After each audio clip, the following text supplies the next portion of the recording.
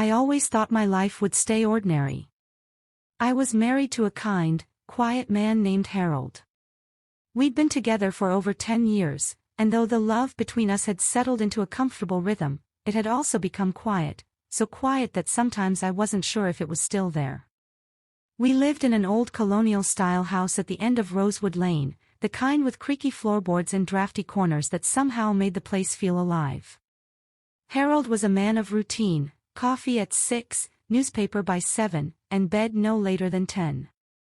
And I played my part, the ever-present wife, putting on lipstick even when I didn't feel like it, smiling through long silences, and pretending I didn't notice how distant he'd become.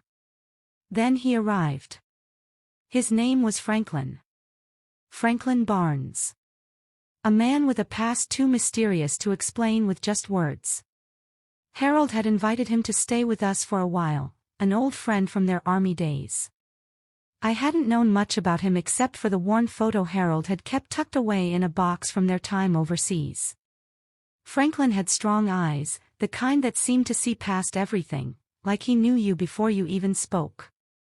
He arrived one foggy evening, stepping through the front door with nothing but a canvas duffel and a presence that shifted the air in the house.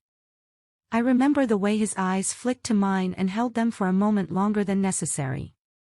He smiled, and something in my chest stirred. We exchanged only polite words at first. I'd pour his coffee, ask about his sleep, the weather, nothing meaningful, nothing that crossed any lines. But slowly, that changed. It was in the little glances when Harold wasn't watching. The way he listened when I spoke. The way his voice dropped just enough to make my skin feel like it remembered something it shouldn't. One morning, I stood by the sink, washing dishes. The window in front of me looked out onto the garden, wild with summer bloom. The air inside was warm, filled with the smell of morning coffee and toast. Harold had already left for work, and Franklin was leaning casually against the doorframe, sipping from his mug. I felt him watching me, though neither of us said anything.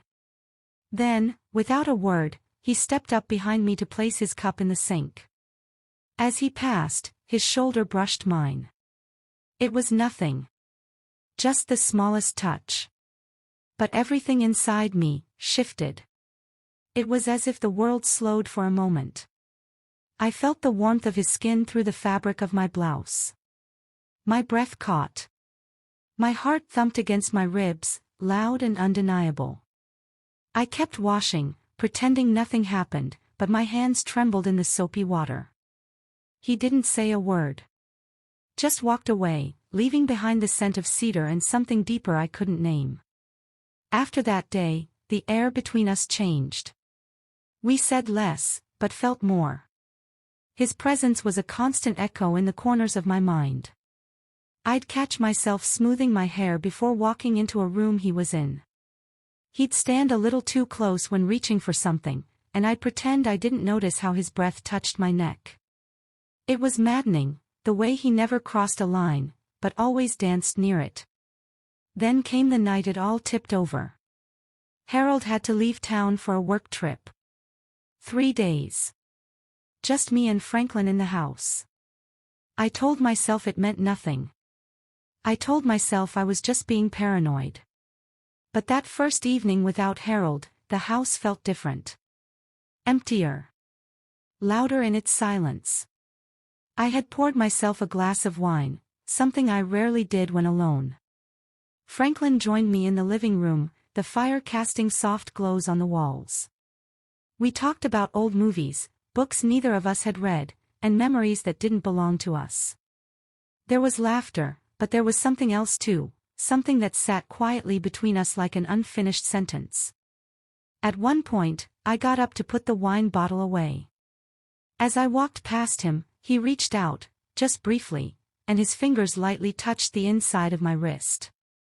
It was so gentle, it could have been accidental. But the way he looked at me, like he was asking a question without speaking, told me otherwise. I stood there, frozen, heart racing, wondering how I got to this moment. And then I whispered, "You shouldn't look at me like that." He tilted his head. Like what? like you know something I don't. He smiled, slow and dangerous. Maybe I do. I walked away. Quickly. Into the kitchen, into the silence, into the doubt. But I couldn't stay away from that firelight.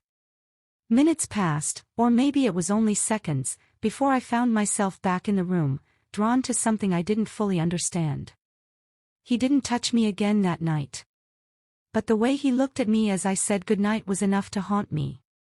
The second day passed slowly. I avoided him. Took longer in the garden. Read in my bedroom with the door half closed. But by evening, the tension was back, thick and wordless. We sat across from each other at dinner, eyes never quite meeting. And yet, every time I glanced up, he was watching. That night, as I lay in bed, the thunder started. A summer storm rolled in from the west, shaking the windows and flashing light through the curtains. I heard a noise downstairs, something falling. I wrapped myself in a robe and tiptoed down. Franklin was in the kitchen. The wind had blown the back door open. He was barefoot, shirtless, his silhouette framed by lightning as he struggled to close it. I stepped forward to help, and together, we shoved it shut against the gust. The wind quieted behind the door, but inside, everything felt louder. He turned to me, breathless, eyes dark.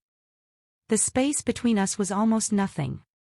My robe had fallen slightly from one shoulder, and he reached up, slowly, deliberately, to pull it back up, his fingers brushing my skin. It was barely a touch. But it burned. Neither of us said a word.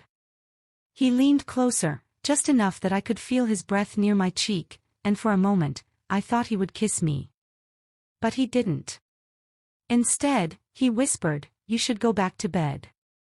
I nodded. My legs barely carried me up the stairs. I didn't sleep that night. The third day, Harold returned. And with him, the rhythm of routine. But something inside me had changed. I couldn't forget the way Franklin looked at me. The way his voice dipped when he said my name. The quiet question always hovering in the air between us. A week later, Franklin left. No grand goodbyes. Just a firm handshake with Harold, and a long, unspoken glance toward me. He didn't have to say anything. I felt every word in that look. After he left, the silence returned. But it wasn't the same silence as before. It was filled with echoes. My mind replayed every brush of his fingers, every stolen glance, every moment that almost became something more. Harold never suspected a thing. And maybe I didn't physically do anything wrong. But the truth is, a part of me had been touched in ways I couldn't explain. I had lived years feeling invisible, and then, in a few short days, someone had seen me so clearly, it hurt. Now, I stand in my garden, where the summer flowers are starting to fade, and I wonder if Franklin ever thinks of me.